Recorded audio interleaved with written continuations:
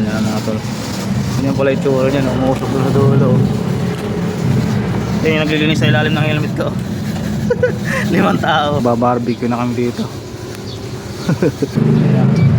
Yun, nagsero na. Ayan. Ang bango na. Ayun na. Tignan natin kung magandang. Tipid nga, ang bango na. Ay yo, what's up sa inyo mga guys? Habang nagpagas nga ako dito sa may nitro, ay bigla akong may nakita ditong Boss Bendo helmet.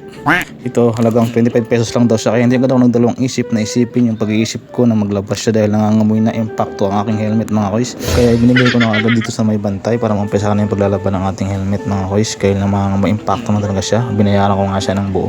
Sabihin bawal pala yung papel, kailangan coins lang pala. Hindi ko alam. Sorry na po.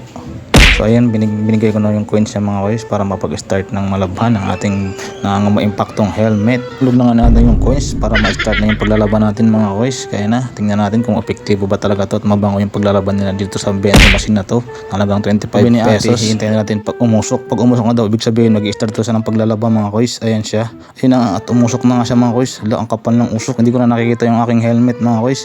Ayan na siya. Tingnan mo naman yung naglilinis sa loob mga kuys. 5 tao pala yung naglilinis, kaya pala ang bilis lang linisin nila mga kuys. Ang hirap ng trabaho nila, no? Nasa loob sila ng machine. Ayan, no? Ayan mga kuys, tingnan natin.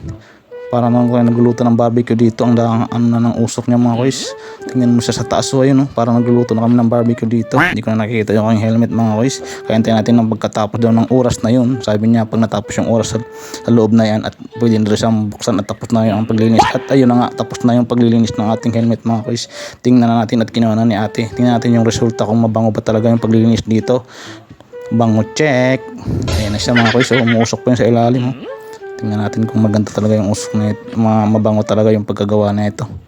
Amoy ko. Mabango nga. Legit sa mga kuys. Sa halagang 25 pesos, nalaban na natin yung helmet dito mga kuys. Ayan siya, Bendo Machine Washing Helmet.